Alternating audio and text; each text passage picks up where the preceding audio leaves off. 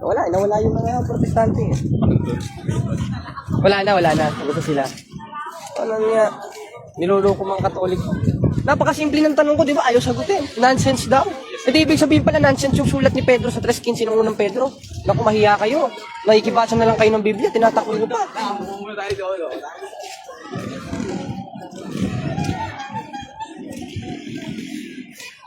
Bayot daw, sabi ni Bro. Ayan, ano mo ano? Alis sila sa tapat ng simbahan. Yan, mga kapatid. Nalinis ang atong simbahan. Oh, salamat sa Diyos. Ayan. Nalinis. Natanggal ang protestante sa atong tapat ng simbahan.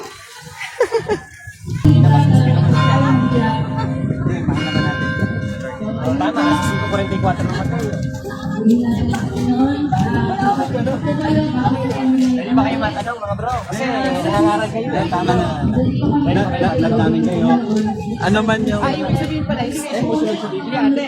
Ay, hipokrito ko pala eh. Love you. Tignan mo.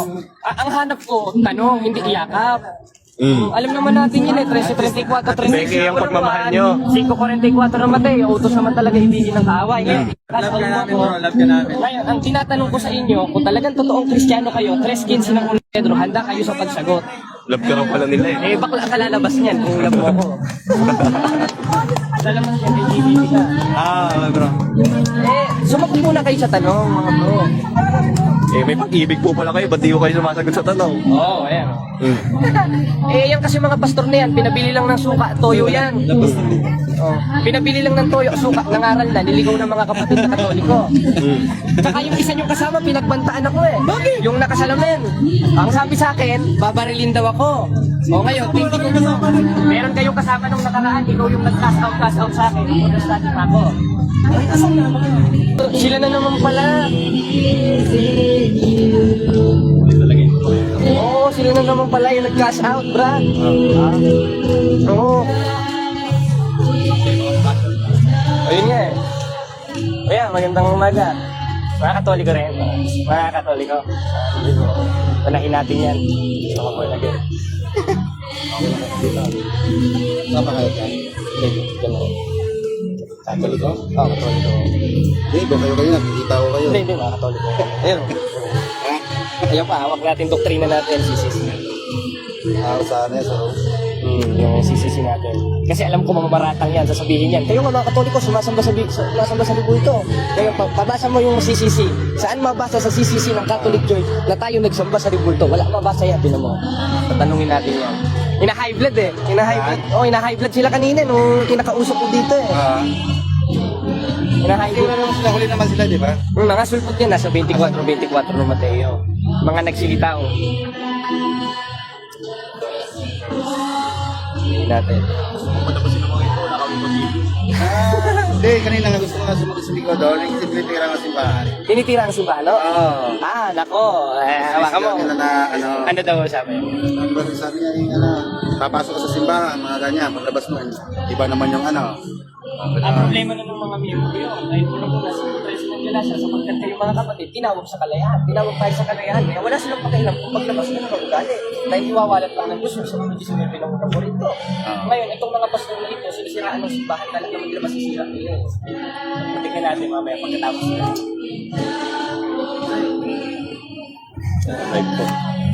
Bakit meron kayong Bible? Ngayon sa akin, galing kong kami sa ano, Pilaran, sa Ipadan natin. Bilaran, saan yun? Cebu po. Okay, layo pa. Buhol. Taga Buhol kayo? Hindi, kita. Ito yun. Buti marami kayong alam na tungkol sa Bible. Kasi sila, magagaling din yan sa mga Bible. Kasi araw din sila. Yung nalaman, yung kaninang paniniwala, parang dito rin kinukuha, pero inaano na parang Ano na yun, tinanong ko nga sa kanila, nung 4 di ba?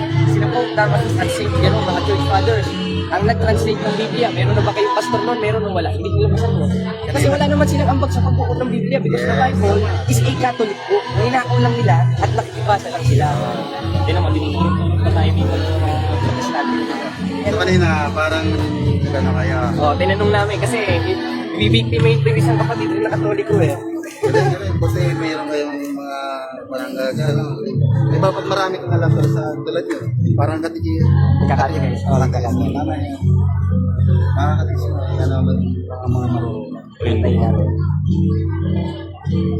Friday yan dito mga yan. Bisa nga may mga gawain kami.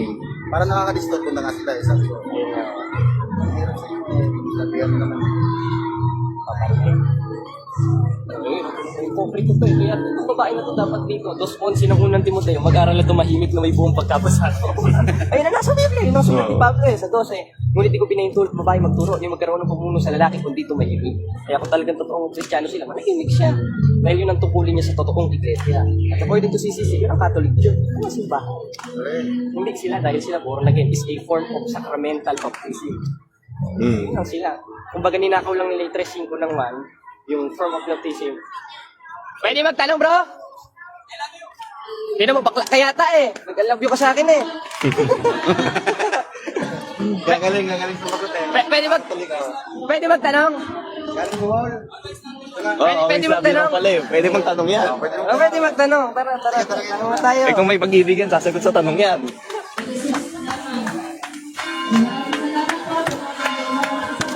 Pwede magtanong, bro. Kasi nasa tapat kayo ng simbahan eh. Kasi simbahan natin ko, bro. Tama, sa 5:44 naman tayo. Pwede ba kayo matanong, mga bro? Kasi nangangaral kayo eh. Tama na. Pwede ba kayo matanong kayo? Ano man yung... Ay, ibig sabihin pala, hindi kayo susunod sa Biblia, ate. Ay, hipokrito ka pala eh. Love you, bro. Tignan mo, ang hanap ko, tanong, hindi iyakap. Alam naman natin yun eh, 13:34, 35. Peke yung pagmamahal nyo. 5:44 na matay, utos naman talaga ibigin ng kaaway. Ngayon, Love ka namin, bro. Love ka namin. ngayon, ang tinatanong ko sa inyo, kung talagang totoong Kristiyano kayo, 3:15 ng 1 Pedro, handa kayo sa pagsagot. Love ka raw pala nila eh. Eh, bakla ka lalabas niyan kung love mo ako. Lalabas niyan, kay GBB ka. Bro. Eh, sumagot muna kayo sa tanong, mga bro. Eh may pag-ibig po pala kayo, ba't di ko kayo sumasagot sa tanong? Oo, ayan. Eh, yan kasi mga pastor na yan, pinabili lang ng suka, toyo yan. Oh, pinabili lang ng toyo, suka, nangaral na, niligaw ng mga kapatid na Katoliko. Tsaka yung isa niyong kasama, pinagbantaan ako eh. Yung nakasalamin. Ang sabi sa akin, babarilin daw ako. O ngayon, tingin ko meron kayong kasama nung nakaraan, ikaw yung nag-cash out sa akin. Understand pa ako. Ay, asan na mga? Aba? Eh, masarap kami ng katotohanan dahil yun ang utos. Unang mo, sabi sa 12 may binuro, makapisanin kayo. Mabuti. Akin na yan. Sumagot ko muna sa tanong. Tatanong kami. Isang tanong lang. Biran, parang ka namang bakla kapatid, bro. Parang ka namang bakla, bawal ng bibi. Okay lang yan.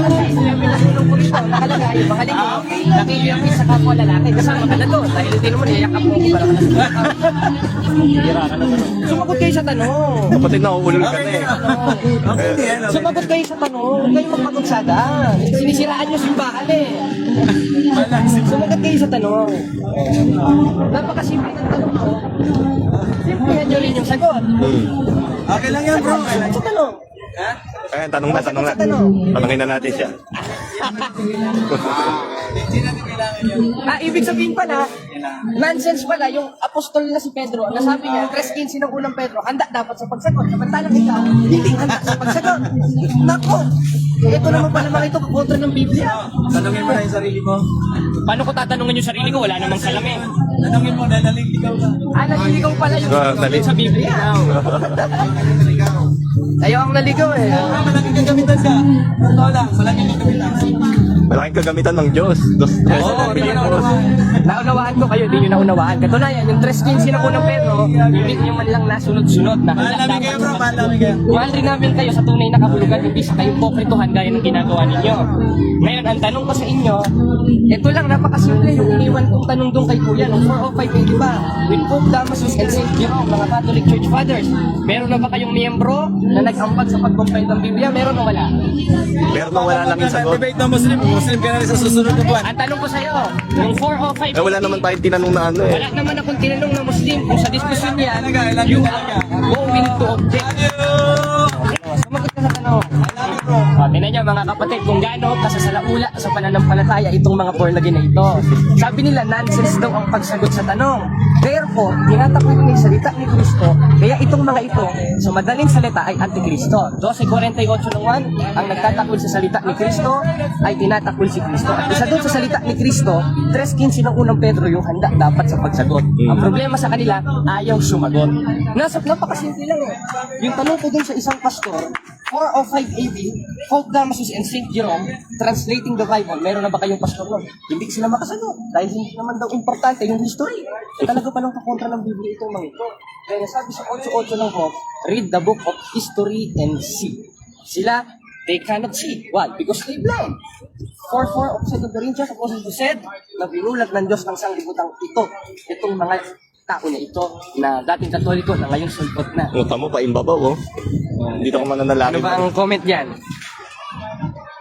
Ayan, nasa tapat sila ng simbahan. Napaka-impokrito mga kapatid. Sagit lang ha. Ayan o. Tapat ng simbahan. Tapat ng simbahan. Tapos ang ginagawa nila, ayan, nananalangin sila. Bro Mago! Shh! Bro! Mago! Mago! Kunin ko. Trabaho ka.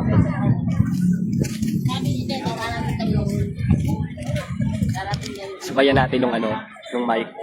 Sige.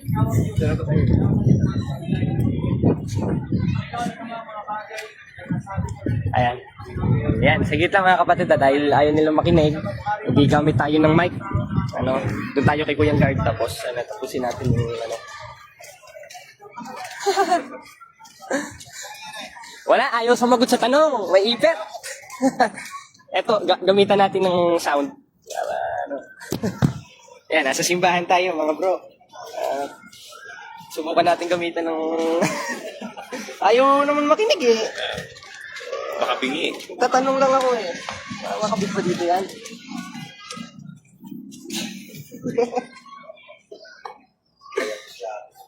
O ayan, niyayapos ako eh, parang bading eh. Iglesia ng bakla yata itong mata. Ayan, linaw. Ay, lakas. O sige, tayo. Kantahan Diyos Salve Regina. Madramago, ikaw nga dito sa references.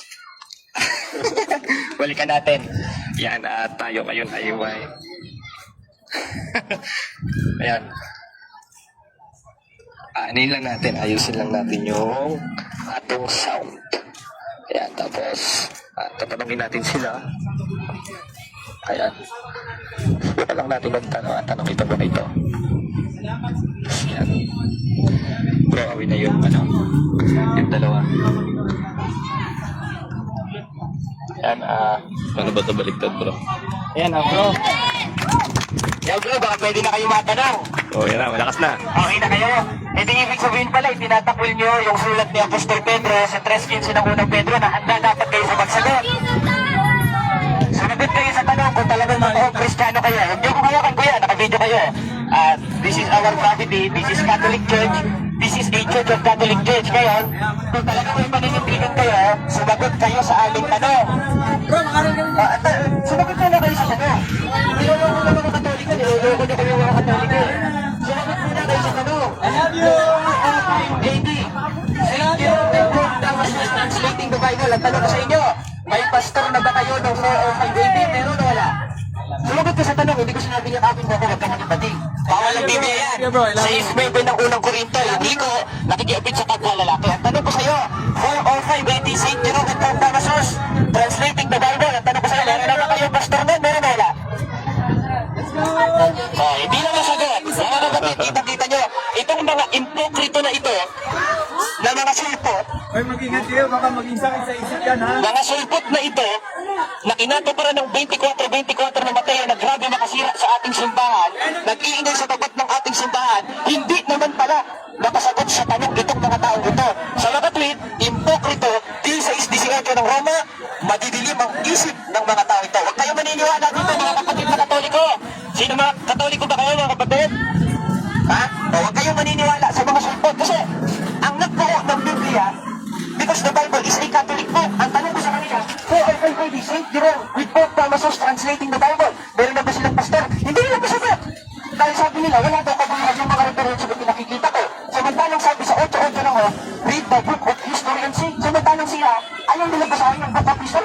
utos ng Diyos, read the book of history. Kaya hindi tayo sola scriptura, gaya ng mga loko-loko na ito. Bumalik kayo, sumagot kayo sa tanong. Hindi kayo sumasagot sa tanong, naiwas kayo. Sa mga antikristo kayo. Bakit? Kaya sa 48:1, sabi, ang nagtatakwil sa atin ay nagtatakwil sa ating salita. At isa doon sa salita ni Kristo, 3:15 ng unang Pedro, yung handa dapat kayo sa pagsagot. Kita nyo mga kapatid, umalis, nagsilayasan yung mga demonyo. Napasok sa sakramento ng simbahan. At isa doon sa sakramento, yung aral, yung katekismo. At isa doon, 3:15 ng unang Pedro, yung handa sa pagsagot. Sorry to say, hindi mga nakasagot. Wag na kayong mga aral. Niloloko nyo kami mga Katoliko. Bira kayo. Umalis sila Malis. Ito na lang ko eh.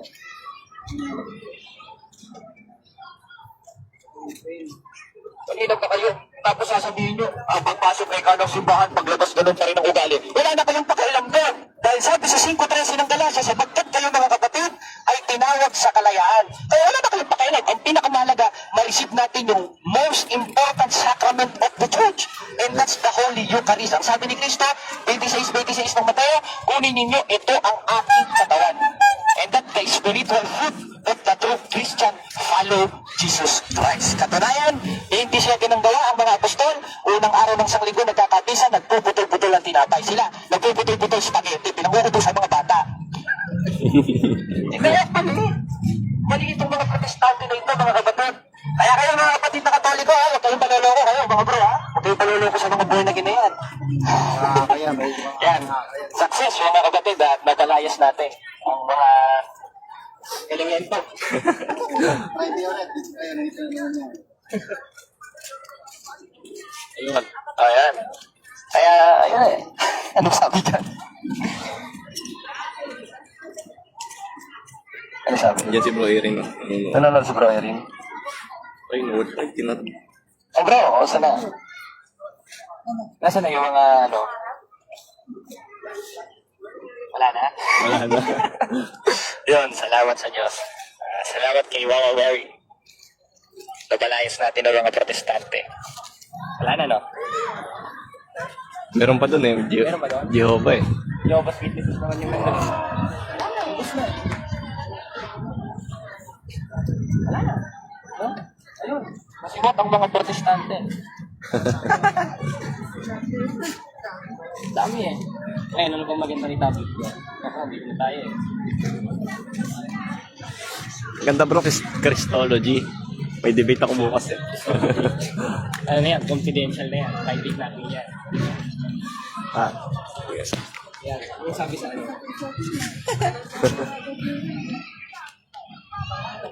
Ayan mga kapatid. Magandang gabi. Sakit ang kamatuoran. Ayan. Nasa tapat sila ng simbahan eh. Napagtaasan ko na ng boses dahil masyadong mga bastos. O bro, ating kaibigan.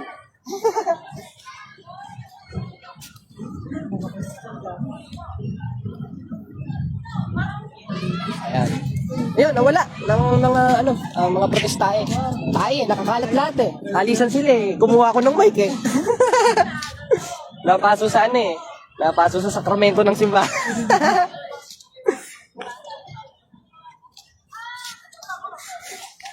Nawala sila lahat. Nawala na. Ikaw ano ba rin mo, kuya? Ikaw yung kasama namin nung nakaraan eh. Bagay ako, hindi dito yung punta ko doon. Dami ako, Ayan. Si bro, ano pa mo bro? Go, ako pala si Drive. Ayun, Dwight.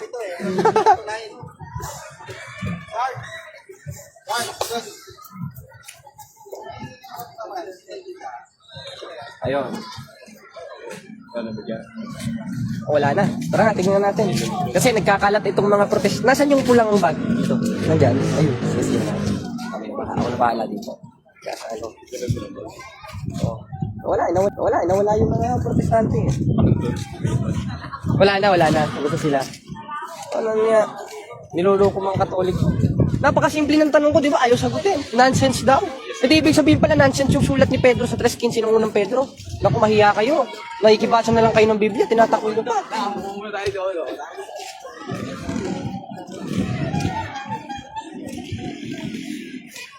Bayot daw, sabi ni Bro. Ayan, ano mo ano? Alis sila sa tapat ng simbahan. Yan, mga kapatid. Nalinis ang atong simbahan. Oh, salamat sa Diyos. Ayan. Nalinis. Natanggal ang protestante sa atong tapat ng simbahan. Si Bro Mago. Si Bro JB. Ayan, tonto ako ngayon dahil may nakampas tayo na aral ng mga protestante na diniligaw sa mga katoliko. Kaysa na. Oo, okay lang. Para sa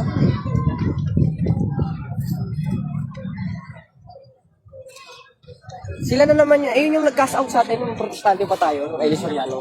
Ayun yung ano, in the name of Jesus, out! Tinanong tayo, ano? Out! In all unclean spirit. Ano siya, nagdi-deliverance siya. Wala naman talab kasi peke yung Diyos niya eh. Dahil yung sinasabi ni Pablo sa 4.8 ng Galacia. Nagayon din naman sa panahong yun, sa hindi nyo pagkilala sa Diyos, kaya nasa pagkaalipin ng sa katutuboy, hindi mga Diyos. Ngayon, iipitin tayo ng lalaki sa 13:13 ng 1 Corinthians. Meron kayong love, meron kayong works, hindi lang works, oy! Dahil pag works lang, ay hindi lang faith, hoy. May works. Dahil pag faith lang, 2.26 ng Santiago, patay ang pananampalataya mo, paano ka maligtas nun? At plus nun, nagkakasala ka pa, 4.17 ng Santiago. Kaya itong mga faith, ano na ito, mga tukmol ito eh. Nabulabog sila, oh. Nagdala na kasi tayo ng ano, salamat sa nag-sponsor dito sa atong ano, speaker. Ayan. Kaya, malakas na yung ano natin, yung power. Nabulabog. Nawala na yung mga protestante. Ayan. Hindi na sila nagpakita. Nakampas sila ng tunay na aral. Ikaw ano masabi mo, Bro JB? Lumala pa rin si Bro JB eh. Ano ako? Pagod ako. Buti hindi... Ay, sa nakita mo ba kami ah? ano. Sabi, di ako patingin. Sabi ko na. Mahawa ka isa eh. Wala na. Patungan natin dito.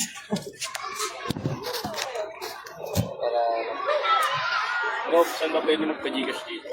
Doon na sa tindahan. Kaso bukas pa bukas mo. Oh, yung Arnel.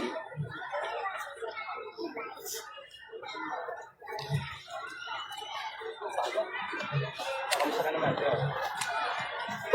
Natawa ka rin eh. Napanatan sila sa 6.9 ng unang Korinto eh.